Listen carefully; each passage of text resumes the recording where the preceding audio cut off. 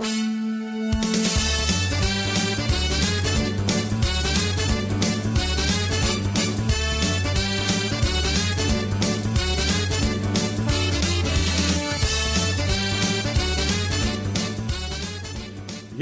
it's What a Boast, a celebration of Reeves and Mortimer. Please welcome your hosts for this podcast, MJ Price and Paula Wiseman.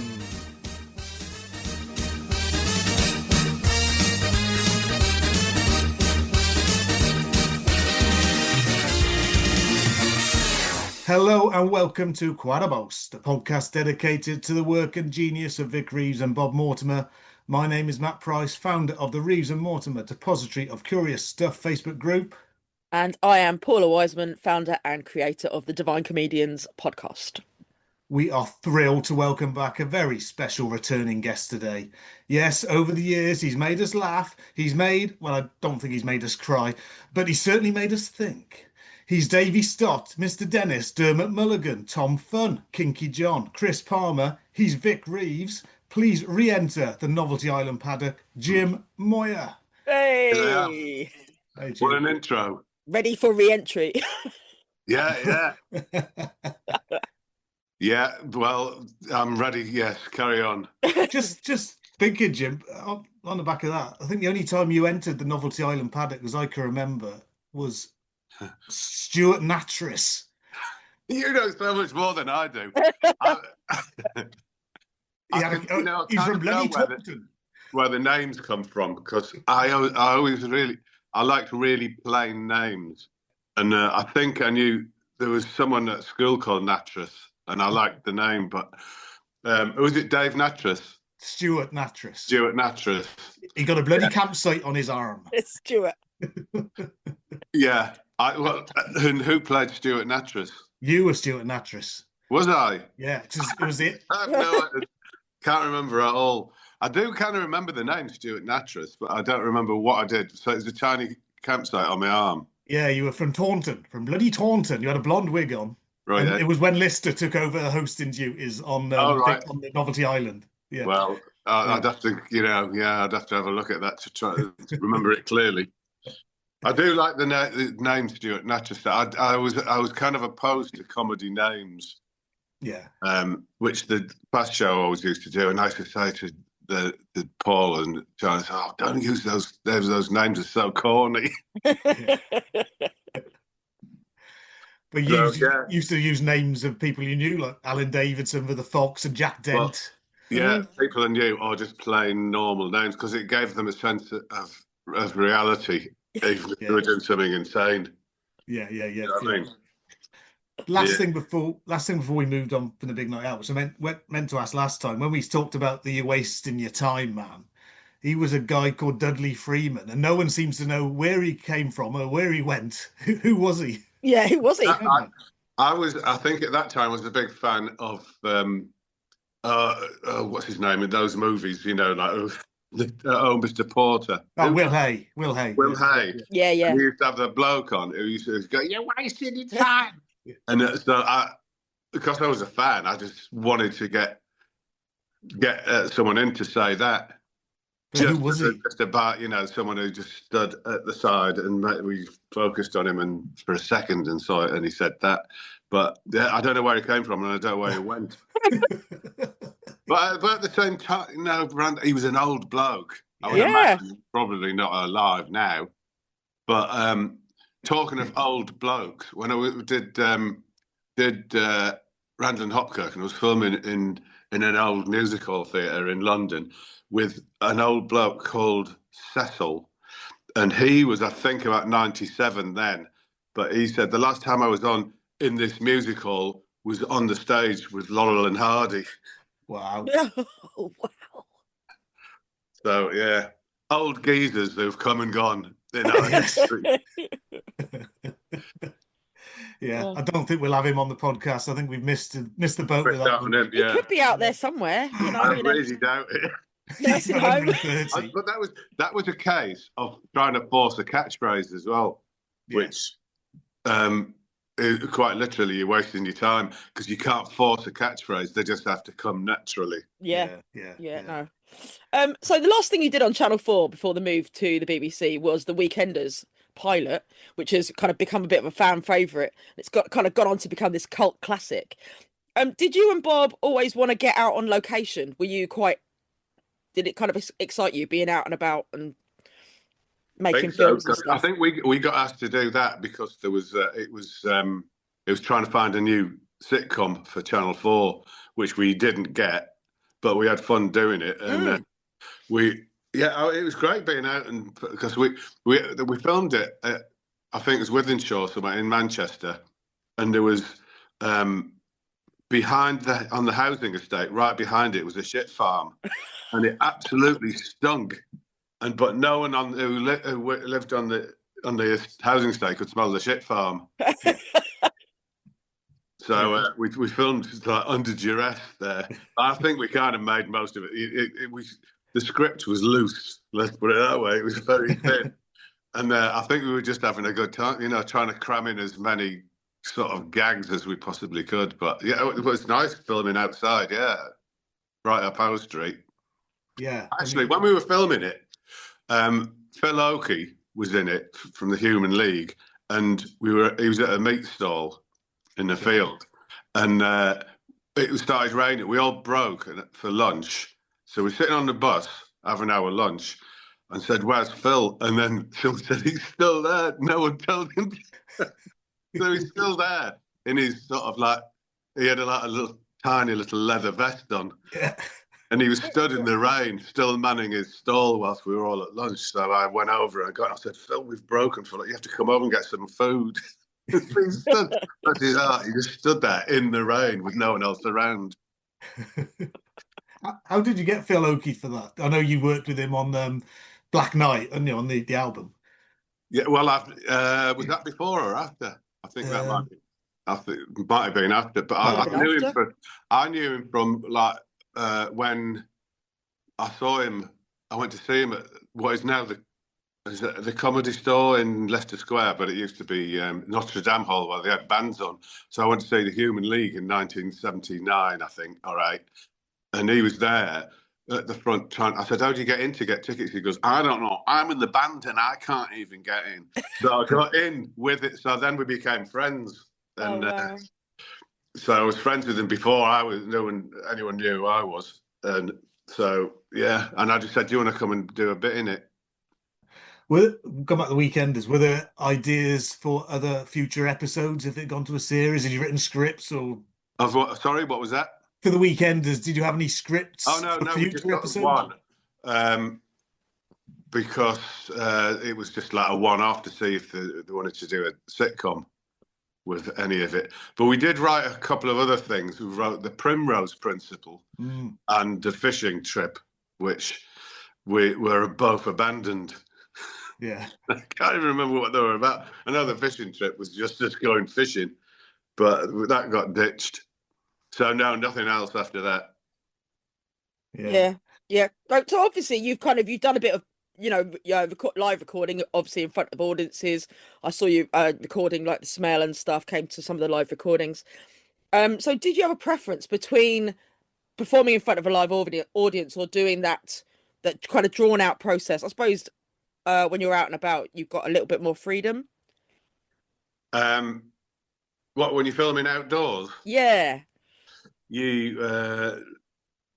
No, I don't think there's any more. You just learn your lines and do it outside. It's all the same kind of thing. Yeah. But yeah, it's just learn your script and do it inside or outside. Doesn't make any much difference, really. Yeah. I suppose in front of a live audience, though, you're getting that feedback from the audience. You're getting that kind of spontaneity. To be honest, you probably kind of try and ignore the audience so you can get on with the thing.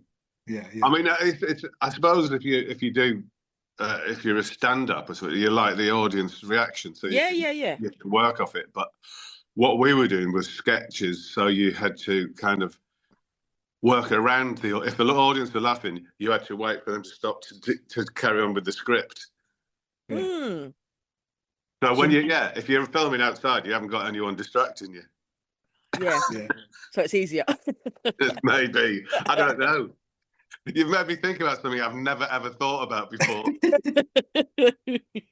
Yes, the questions everyone wants to know the answers to. So, yeah, you moved to the BBC, and obviously, for a lot of the viewing public, they'd only known the Big Night Out characters for like a couple of years, but you've been doing it since 86, 87. Were you ready to drop some of those older characters and older routines and start with a brand new slate with a smell? Well, I think by that time, it was just ready for a change, really. I don't like hanging about and sticking with the same thing. But it's I think it's a kind of Tourette's. But if I get something it's on a winning track, just get rid of it. Yeah, It's like ditch that and do something else.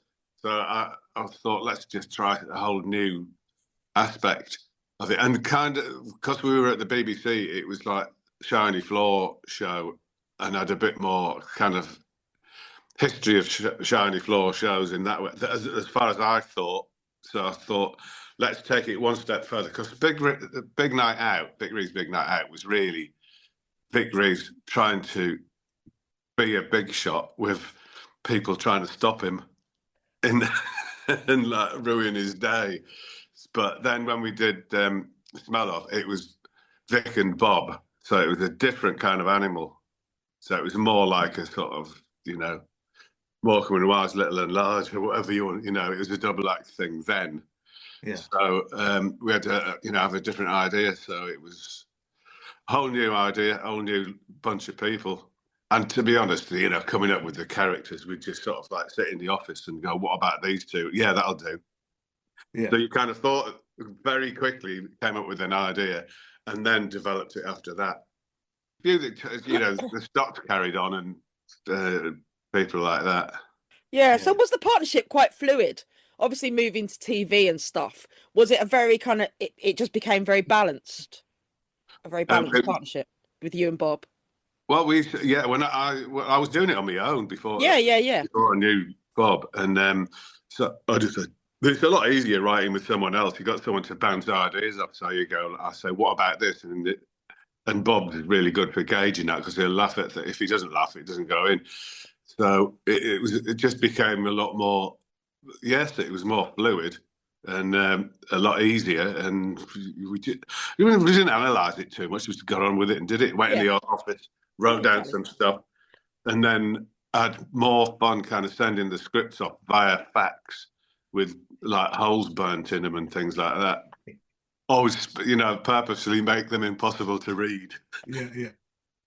Well, you famously used to put your sketches on a lot of the scripts as well, didn't you? Just give them an idea what they're supposed to be making, the costumes and that kind of thing. Oh, definitely, all the time, yeah. Because the fax machine was a great thing.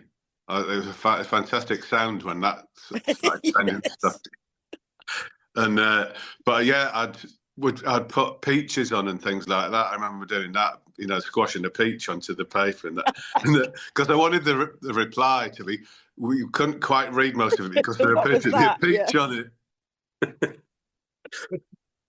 Yeah. So when you were working in the office at Jules Holland's place, is that right? Yeah, Helicon Mountain, yeah, which is still there, and it actually looks exactly the same as when we were in it in 1990.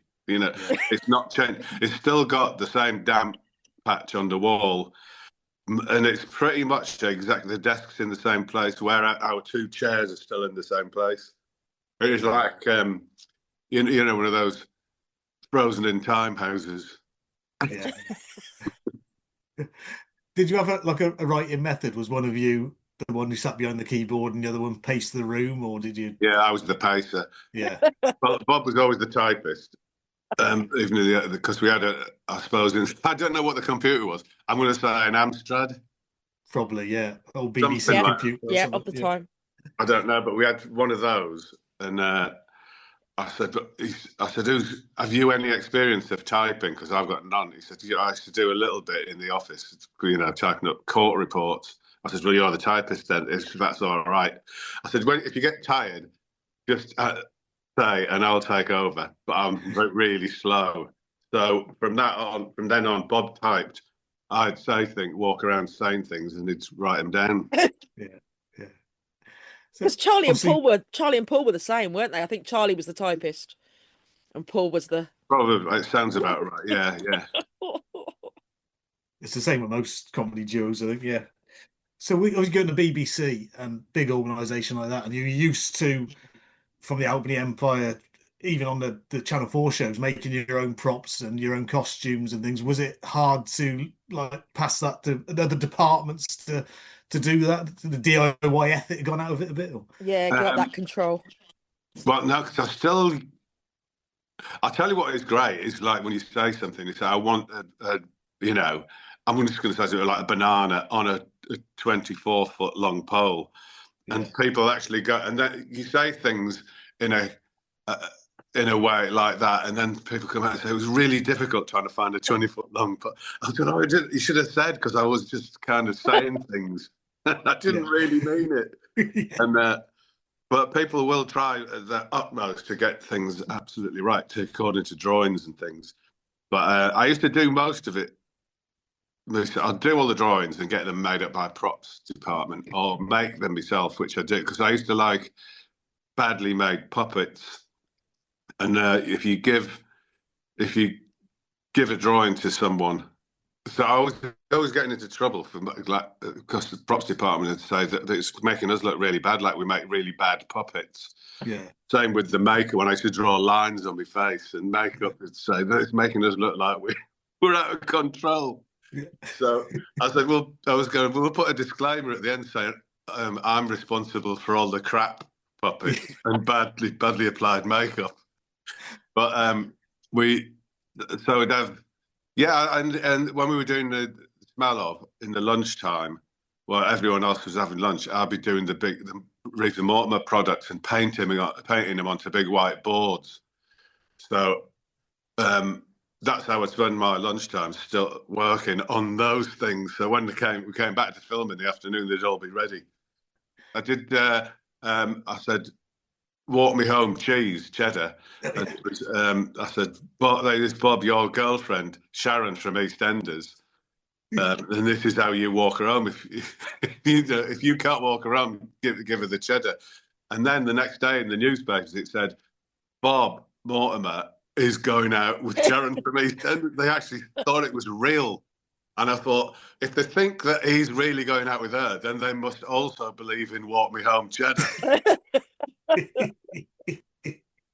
I'm convinced. Was there any room for improvisation while you were doing that? Did you tend to just chuck stuff in just to? Oh yeah. Make each other laugh. Oh yeah, definitely. You've got to do that. You have a loose script, and as anyone knows, Bob can't keep to a script anyway. So you have to kind of. I used to say it was just like if you can remember the final word, that'd be good for me to jump in, but that never happened. So we used to have a loose idea of the script and then mess about around it. But it was we were always looking for spots to make each other laugh, so you could made it more real. And you have to try and incorporate Charlie Chuck as well back in the Smell, who obviously was on his own plane. Yeah, he was on his own. He had his own thing going on. Yeah, well, no one really knew what that was about. He couldn't remember lines. He couldn't remember words. He was terrible at trying to remember things. He says, "Can you say this? Just come on and say this," and he'd walk on and go, "I've forgotten what it is." But he was quite frightening. I think a lot of children were frightened by him. He was a lovely bloke. He's the loveliest bloke. Yeah. Really sweet bloke. But you could see how frightening he was. Yeah, it was something else. Yeah. You started like a theme of bringing on unknown people who went on to be either cult characters like Charlie Chuck, or young Matt Lucas first arrived on the Smell as well, who went obviously. Well, I think everyone did, because we had Steve Coogan, all of the Fast Show. Loads of people started off. I think they're all like looking for little gigs to do, little like small parts, so they could move up the ladder gently. So I don't know how we knew them. I knew Paul and Charlie from years ago, from like in the 70s, and so I kind of had a vague idea about who. But it was just getting someone on. We used to get Charlie on a lot because Charlie was very malleable. Yeah. He'd do whatever you said, and we'd go like, oh, if we need somebody who's just going to come on in underpants, that'll be Charlie then. We said that. We spoke to Charlie and he said there's a lot of times you appeared in a very skimpy shorts and a blonde wig and cowboy boots. That was Charlie. He's still doing it now. He's still doing it on the Fast Show tour. Is he? What coming in? He don't care. He literally doesn't care. You know, the boots and the little pants and oh wow. Yeah, I remember what we did. It was moving on. I think it was on Bang Bang, and we were doing those sketches where we couldn't open the doors of the car because we hadn't cut the trees down short enough, which is one of my favourite sketches of all time. And we said, whilst we were banging it, we should have Charlie fall out of the trees in his underpants and run off. And we had it took ages trying to work out how we could drop him onto the bonnet of the car without him injuring himself. But he did it perfectly. He bounced off it and ran away, just as it said on the script on the back of me fag packet. I love that. You had all these other projects as well going on, like the Viz Top Tips, you know, all available on VHS. Nose Through Nature, the Driving School, the live tours. I'm a Believer with EMF, At Home with Vic and Bob. You had all these different projects going on. It seemed to be within a very kind of a tight space of time. You seem to be constantly busy. I suppose we were really. I mean, the Viz thing and Driving School, they weren't projects. That's so strange. Oh man, yeah. One of my daughters said the other day, she said, I saw your Viz Top Tips on Prime or somewhere. Yeah. And I went, out of all the things and all the things that we've done, that is the only thing that seems to be on any of the streaming devices things. So I said, I don't even know what it was. I just went in and did it one day. And so there's that and the Driving School, which was really weird. The driving school. That was so good. Well, we filmed it all in one day, and it wasn't it was near where I live. And I said, so we just turned up. I said, just give us the script and we'll do it. And they went, no, we actually haven't got a script. We thought you could write it. I said, well, what? Now on the day? I said, but this is for how you pass your driving test, so it's not like something you can mess about with. So what do you want to do? And I said, well, just make it up. Oh my God. It's so weird. Whose idea was that? I don't know. Just say they'll do it. They'll turn up and make it up. Yeah. Maybe people do think that you just make things up on the spot. I mean, you do a lot of the time, but not something as serious as your driving test. I wonder if there's anybody out there who can hold their hands up and say, I watched that video and it helped me pass my driving test. I very much doubt it. I absolutely doubt that, yeah. And the Smell-O-Vision thing, which was bizarre, which had a card free with the Radio Times. And you did Nose Through Nature. Oh, that's right, yeah. That was where we went around sniffing things. And it was a loose idea because we'd done the Smell of Reeves Mortimer, the thing. There's a tie in with that. Which the high point was, as far as I remember, we had to hold a skunk, and Bob got hold of the skunk and accidentally put his hand up its arsehole. His finger. He's put his finger up its arse because he got hold of it like his hand was down its back end, and because he put his finger up the skunk's arse, it bit him. Well, you would. And then we had to get you had to get tetanus injections and all sorts. Of all the animals to do that to, not a no. Yeah, because I think that's where the spray gland is as well. Yeah, but I don't recall sniffing it. It didn't react with the smell of Bob's finger. Maybe he blocked the channel. God.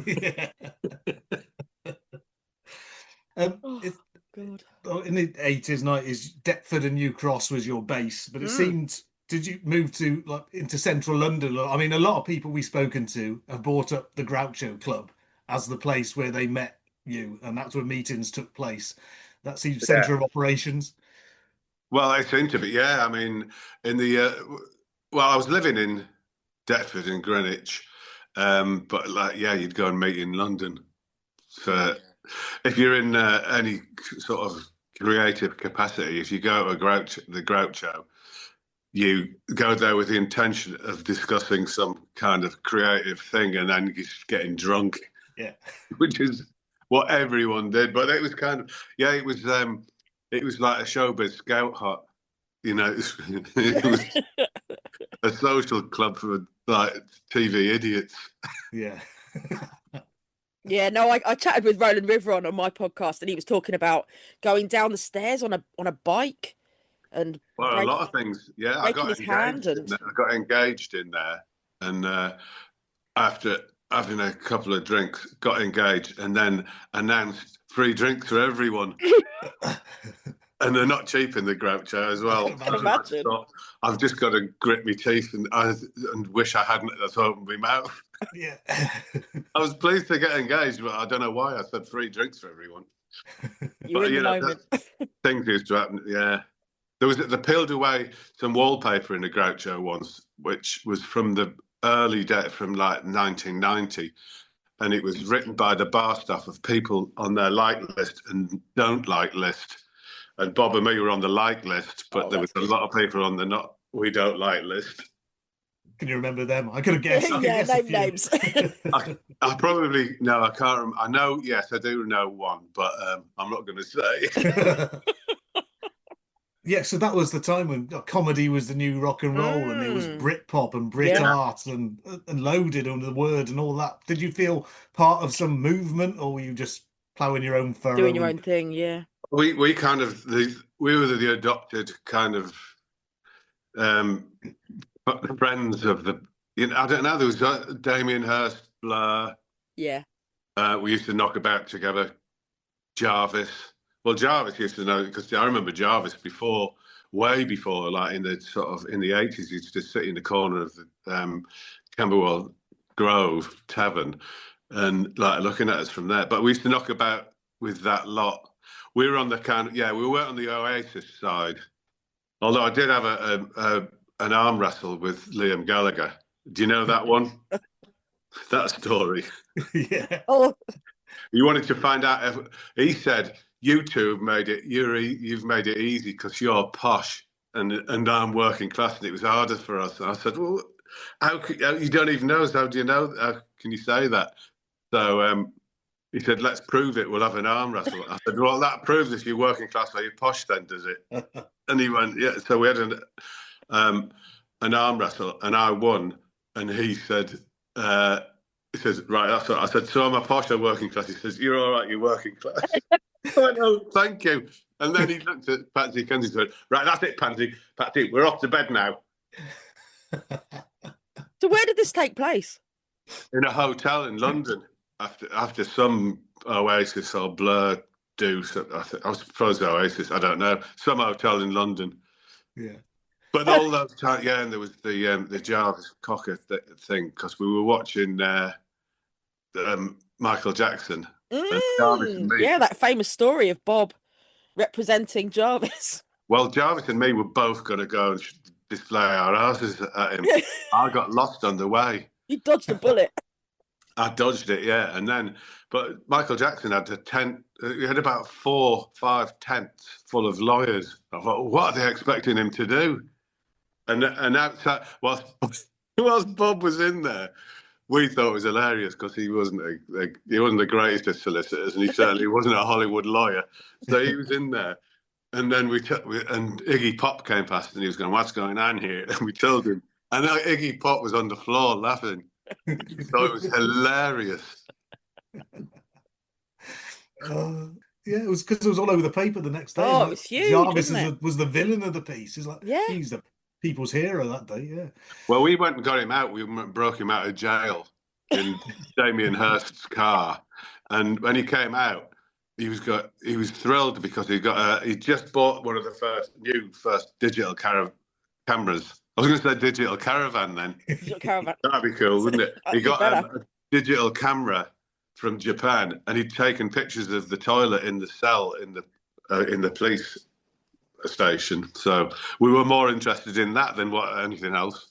It was amazing that you could take a picture of a toilet. Yeah. And 2 seconds later, you could look at it. You don't have to take it to Happy Snaps or anything. Technology. So, yeah, you did a Home with Vic and Bob, which you've given the whole night on Boxing Day, I think it was, on BBC Two. And that was where the pilot of Shooting Stars first appeared as well.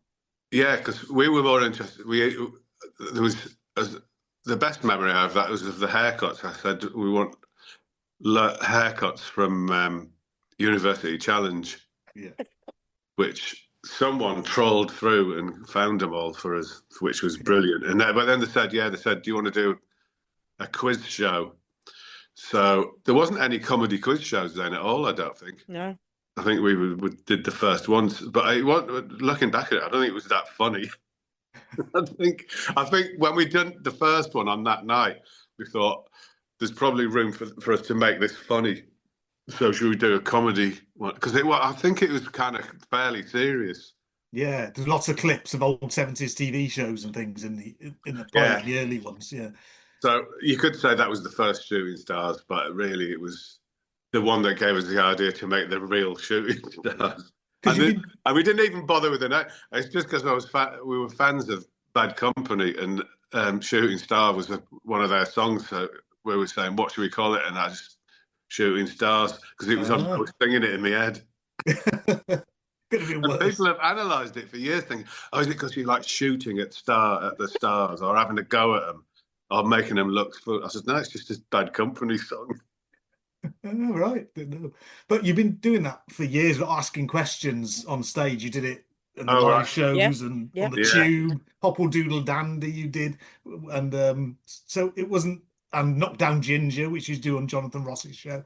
Yeah. So it was a brand new idea to you to be asking questions. No, it was always it was kind of always the easy way. It was an easy way to fill half an hour doing the big quiz, because just do true or falses or A, B or C, and I had books and books full of them. So it was a no-brainer. But then, as you know, it kind of moved on. There was different areas, and then there was the Dove from Above and things like that. Which, when we were on tour once, and we were going through Leicester, and we had the radio on in the car, and there was a bloke saying, "I can do bird sounds," and he was doing a dove, and he was going, and so we all started doing it in the car. And that's where that came from. And so, just those moments I can remember clearly. That moment, I can remember exactly where we were and where we were driving down the ring road in Leicester doing that Dove from Above sound. So people are saying, what was the influence? What was the idea behind that? And it was a bloke doing bird impressions in Leicester. That's great, these little things. You can build up into like huge pieces of your act. Yeah. Can you remember putting together that first lineup? The team captains, obviously, like Ulrika and Mark Lamar and stuff. How did you decide who were going to be your team captains? Well, Bob was keen on Ulrika because he'd seen her laughing her head off on morning TV, so he said she'd be good. And then we were looking around for a male team captain, and Mark Lamar, we'd done The Word, and Mark Lamar was the presenter on that, but he'd just been given the sack for having a go at someone. So we were in the bar, and he said, "I ain't got a job now." I said, "Well, we want a team captain. Do you want to come and do that with us?" And he went, "Yeah, all right then." That was it. But and I said, so I was sitting talking to Bob, and I said, "What should we do with him?" I said, "Just call him a 1950s throwback, and we'll see what happens after that." Yeah, that seemed to work. Yeah. But he was good because he was. It's good to have the foils who just don't laugh, and which we've always had with Jack D. And with Jack, and he's just like, don't think anything's funny, just sit there and if whatever we do, make us look like we're really trying to be funny, like a couple of little stupid schoolboys, and make us belittle us almost. But then, even though they've done that, we would get them to act in ridiculous scenes. Yeah. Out of all of them, you think Will Self would be the one who would dig his heels in? So I'm not doing that dressing up, but he seemed to really throw himself into those sketches in the series he was on. Yeah, well, that was another. Yeah, Bob found him as well. He was talking to him in Groucho, and thought who would be the least likely team captain, and so it turned out to be Will. Yeah, we got him in. He was great. He was really good. Yeah. But I think a lot of people didn't know who he was. A lot of people would have thought he was probably a stand-up or something. Yeah. Rather than a highbrow. Yeah, right. It was inspired choice. Yeah. Especially him playing off against Johnny Vegas, who seemed to be the polar opposite. Oh, Johnny Vegas was an error. Getting Johnny on. He's a great bloke and he's a good friend. But you had to add on. We used to pride ourselves in getting the show done in about 40 minutes. We'd always get Shooting Stars almost to time because I wanted it to look like it was real. Yeah. But if you had Johnny on, you could add on another 45 minutes every night. Yeah. Depending how many Guinnesses were on the desk. Oh, no, yeah, no. And, well, that was the first thing because Bob did that without telling me, and he said, "I just put 16 pints of Guinness under Johnny's desk." I said, "Oh God, what did you do that for? And we're going to be here for hours." Once he has a few drinks, he just doesn't stop. He just rabbits on for hours. So how structured was each show? Did you have a very bare bones that you kind of worked to? Yeah, it was an absolute bare bones. And I used to write down from the days of when I used to do it in the Goldsmiths Tavern, I just have a piece of paper with words that say it'd be Duff from Above, and then little keywords that I would know what to do. So, and Bob used to say, "Oh, can I copy your crib sheet?" You've got different things to say than me. Yes. But yeah, we used to work from scraps of paper that we used to write down, and people say, "Do you want us to put a script on your desk?" I say, no. I used to like it in my handwriting as well, so I could understand what I was doing. But there were just words that had set you off on a direction that you knew you were going, and because we wrote it, you kind of knew what you were doing anyway. So yeah, little words here and there. Well, I used to love it because you could look at it and think, well, that's just your standard quiz show. You got the two teams, you got the captain, presenters in the middle, but then you throw in things like a beetle crawling across a desk, or you just go flies, or burst into a little dance or something. Oh well, we knew about all that. We used to rehearse those things. We used to keep all the contestants, if you like, used to keep them away until and the judges and everything. So it was a surprise. Everything was a surprise.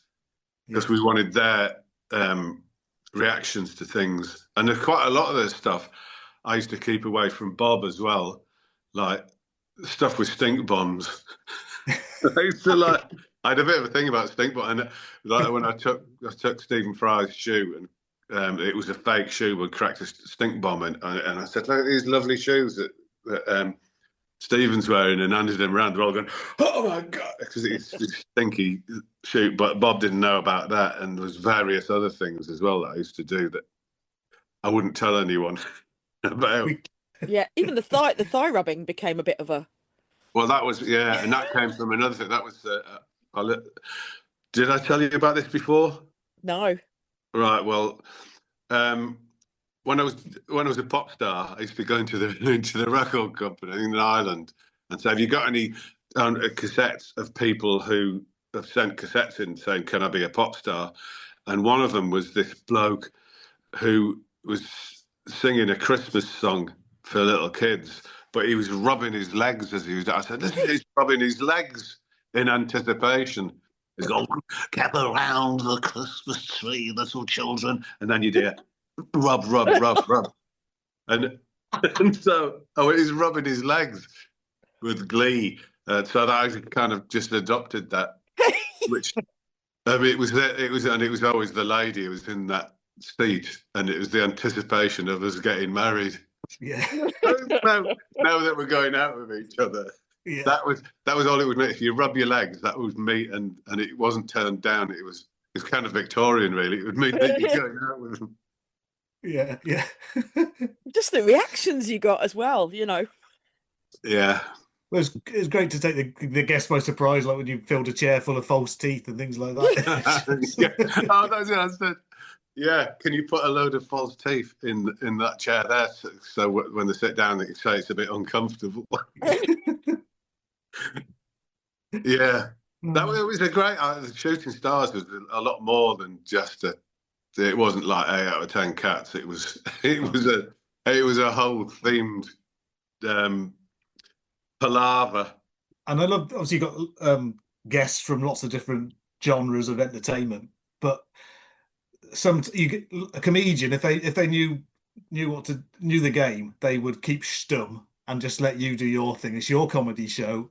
But sometimes you get other people who try and join in and make their own gags and just miss the point completely. Yeah, well, yeah, there's always people who either didn't have a clue what was going on, like Larry Hagman and Robin Gibb. Yeah, didn't have the faintest idea. And that's a joy just looking at their faces. Yeah. So I don't know what's happening. Didn't Robin Gibb want to come on if you play his record or something like that on the show? Oh, well, Robin Gibb said he'd only do it if we played his record. So we did. And I said, very nice, Robin. Anyway, on with the game. We didn't put it in. No. But he wanted us to listen to it. There was, I don't remember any comedians showing off too much. I don't remember if there was. There was a lot of people on. I can't even remember half the people who were on there. No, there were so many though, weren't there? Literally from every kind of. Yeah, I mean, I don't know how many seasons we did series. We did 8, I think, altogether. Yeah, we were marked it would be.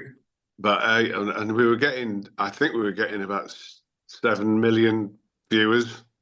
That was when people used to watch. There wasn't many channels then. Yeah, we did well. Yeah, it was good fun. We should knock them off so quick as well. Was there anyone that was particularly? We're not expecting you to name names, obviously. Was there anyone that was particularly difficult? You know, that kind of didn't really want to play along. Most people were all right. Jordan, Katie Price. Because she said, "Don't mention my boobs." And I said, "Well, I wasn't going to, but now you've said it. Now you brought it up. Now you brought it up. I immediately ordered like some blue tits, little China blue tits, some jugs, and all the things. And so there's some gifts for you. So I wasn't mentioning them. I was just giving her a load of gifts.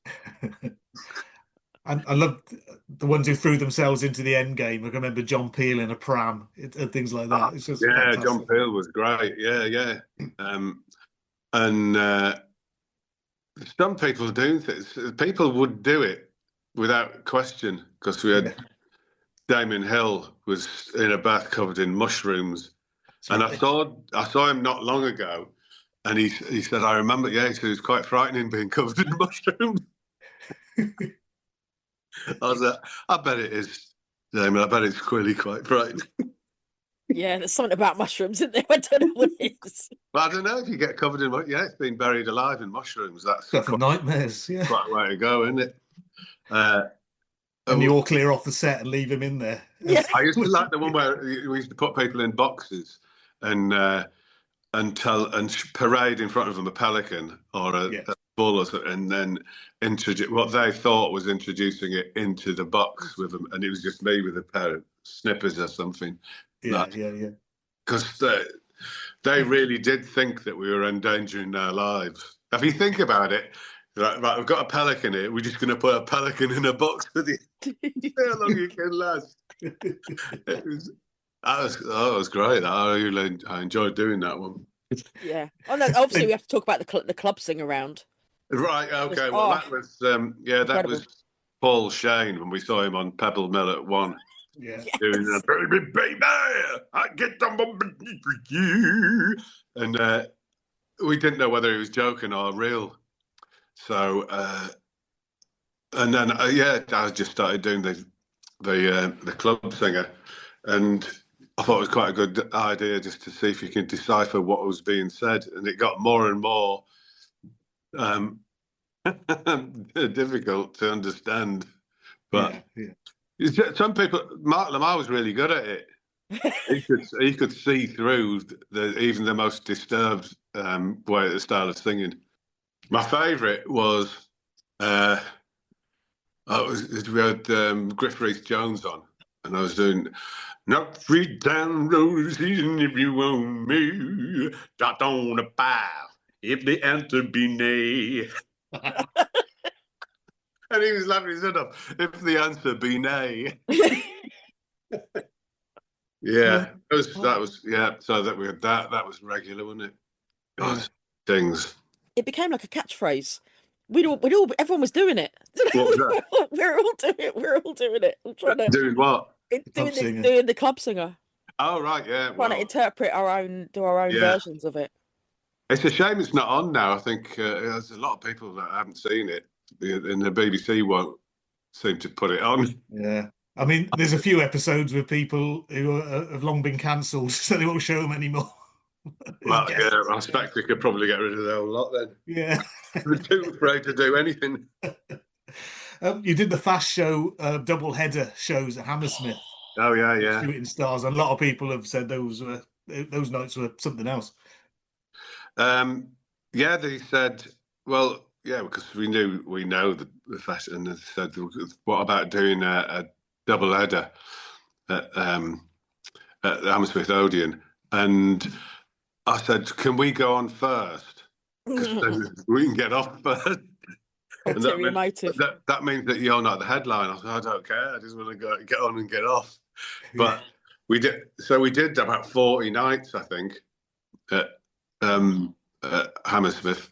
I think all in total, I've got a certificate somewhere saying we've done 101 nights at Hammersmith Odeon over the years. But when we were doing that, I'd get there early because I discovered in one of the dressing rooms that I took a screwdriver and I unscrewed a panel, and there's like a big labyrinth of tunnels that go underneath Hammersmith Odeon. And so I'd go in there and I started mapping it after about a week. And then by the end of it, I got a full map.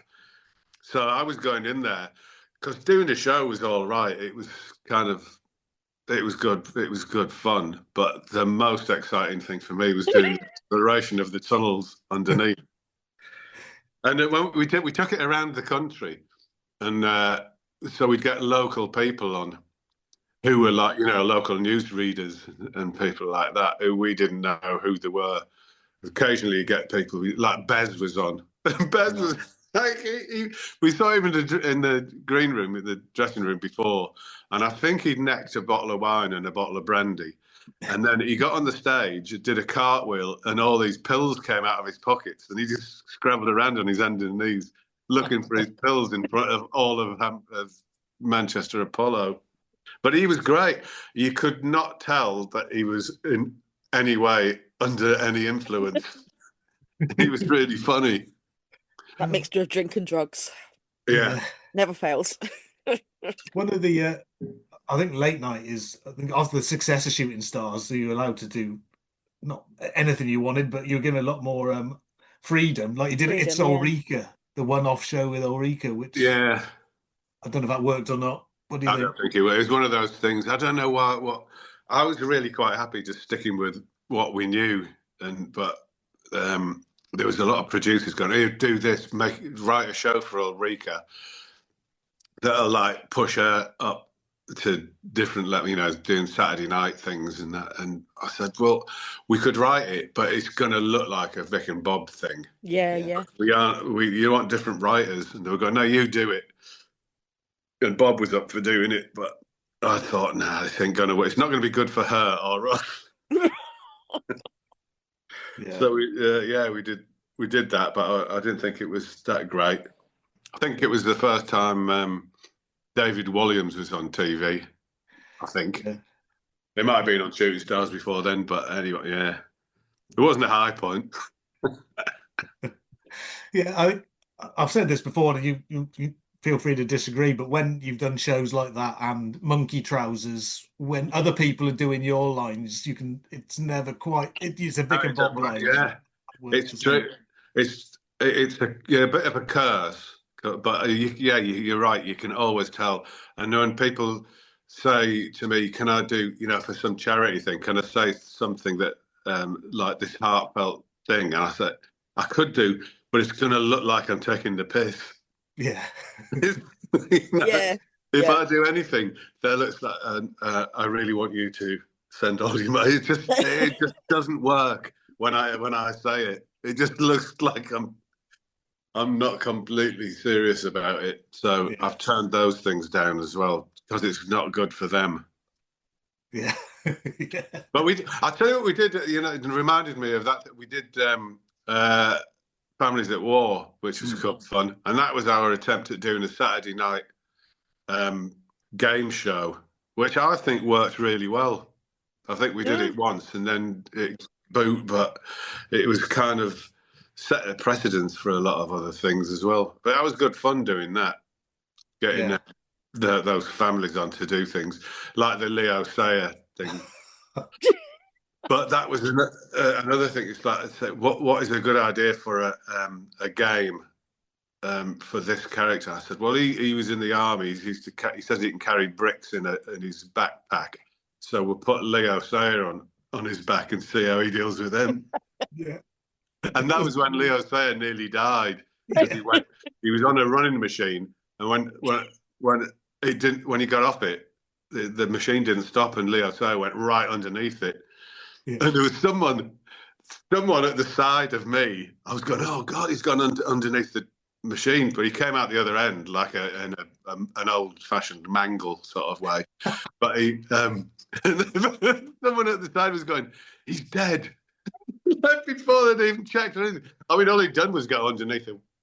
But someone decided he was dead very early on. And he just came out and popped up like a jack-in-a-box because he was quite small. If he was any bulkier, there could have been a problem. He'd have been in trouble. Oh, it's genius. I loved it. Yeah, you'd find out someone's skill and then you create your own little task to do, like the guy climbing up the wall with a pig with the face of Chris Tarrant on his back or something. Yeah. But that was great. We only did one series of that. I think it was we were up for doing more, but they're quite fickle at the BBC. No, it doesn't fit in with our thing. And I used to like the Cubiscus. That looked painful at the end when you're hanging iron spider. That really was. It was like, who's going to have to do the Cubiscus tonight? Because it was really painful. And it was painful mainly because once you get set up in it and before they start turning over on the cameras, you're dangling in there for about 15 minutes. Yeah. And that's when, so we got, please, when I get in the harness and you hoist me up, can we start turning over really quickly? Because it's have to wait for 15 minutes.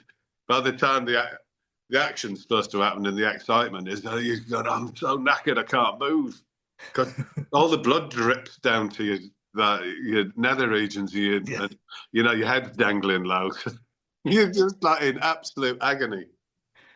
And then you've got to pick up hoovers and microwave ovens and try and get them for the tools. You can only do it if you've just been hoisted. Yeah. Well, the pain and agony that you go through for making Saturday night TV. Well, suffering for your art. Yeah. I suppose at the end of the 90s, the last big thing you did was Randall and Hopkirk. Yeah, that was, well, when I was a kid, I didn't watch much TV. I had to put in like a docket to find out if I wanted to watch something on TV. It was almost like that. So I'd say, if I mow the lawn, can I watch Randall and Hopkirk on Friday night? And my mum would go, yeah, all right, yeah. Because they didn't like me watching too much TV. Thought it was like bad for your mind, which it probably is. It's a barter system. So I used to sort of do work so I could watch Randall and Hopkirk on the telly. And so when I got offered the part, and I'm not sure why they thought of Bob and me to do it, but it kind of worked. But I used to wear a white suit like Randall and Hopkirk in homage to Randall and Hopkirk when I started doing the big night out. Yeah. I loved Randall and Hopkirk so much. So maybe that was in someone's mind. And and so we started doing that and met so many, I don't know how they did it. They got so many people, big stars in that every week. It'd be a treat to turn up and it'd be like, oh, look, there's Richard Todd from the Dam Busters. He's in today. Oh, you'd get, and I was like hanging about with Tom Baker all the time. Oh, wow. We were best mates, me and Tom and me. We bought his house eventually. Yeah. But yeah, it was good. It was good. Waking up and finding that you're working with some, Roy Hood. Yeah. Yeah, and that went on for quite a while. I lived in London whilst I lived in a flat in the Docklands, and it was horrible doing that. That was the only downside. So I liked staying at work as long as possible, so I didn't have to go back to the grim flat that had been rented for me.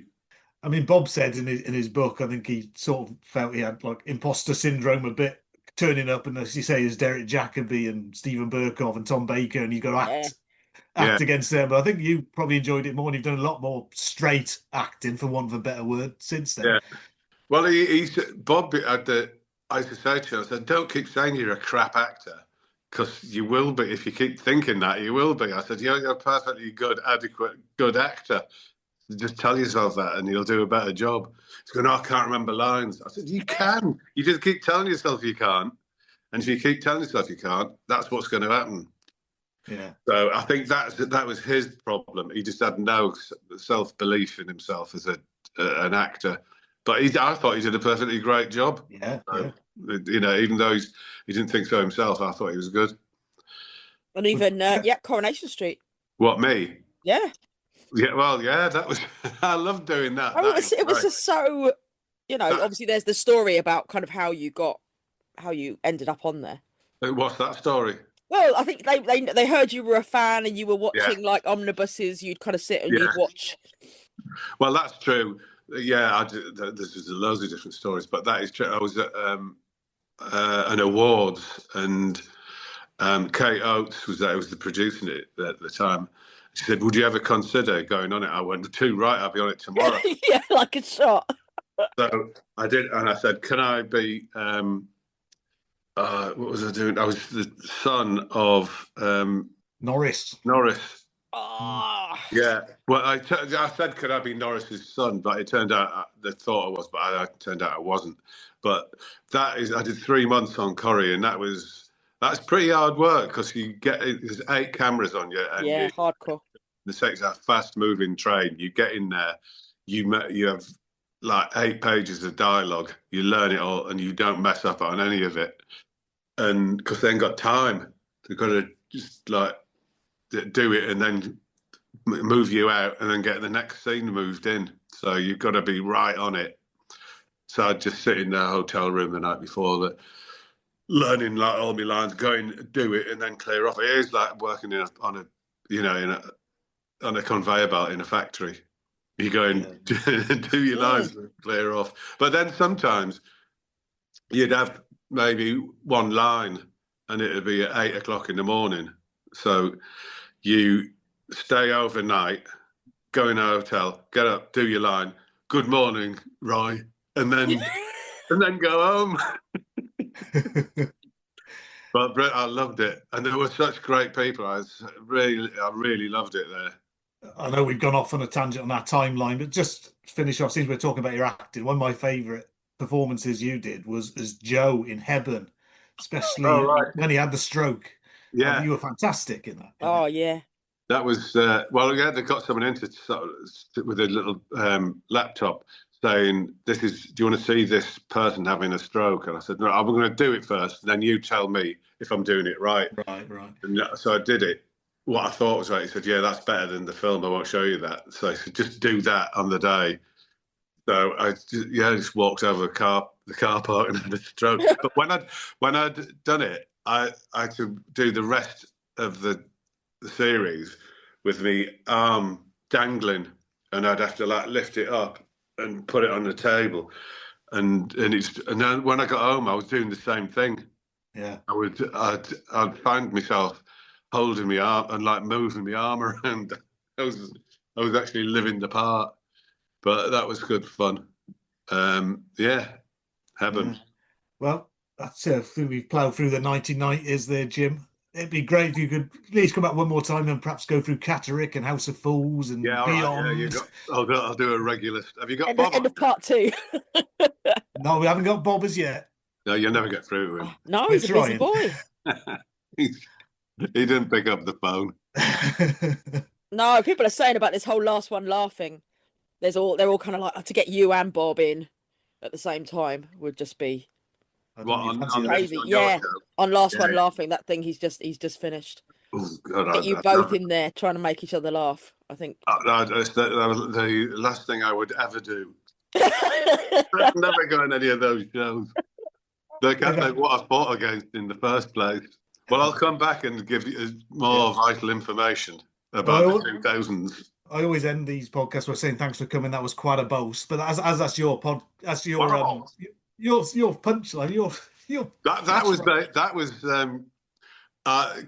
Do you know, like we really want to see those fingers? That was me doing a Huey Green. Yeah. And Bob said we need an update on we really want to see those fingers. I said, well, that's quite a boast. Quite a boast. And I didn't really think that was that funny, but Bob laughed his head off. So that gives it the tick of approval. We used to put the teeth in to do it. I think that made it as well. Oh man, the teeth. Yeah, I haven't got those teeth anymore because I had my teeth fixed because I had implants put in around the side, and those teeth don't fit anymore, and they're really expensive because I had them made for some character. But I think they cost about $2,500 for those that clip over the side, and they don't fit anymore. Oh. It's terrible. Hardship. I can't tell you how awful it is. On that sad note. Yeah. Anyway, but quite balls. I can still do it without the teeth. Oh. Right. Trying to get hold of Bob. He's a very busy boy. He's not busy. Do you know what he does all day? He sits on his sofa watching telly. Yeah. And trying to work out ways of not writing a new book. Housewives of Beverly Hills. All that crap, yeah. We've always been at odds with what we'd like gone to, and then it'd come down to, before we went on the stage, what were you watching on TV? It'd be the Housewives of Cheshire or something. Yeah.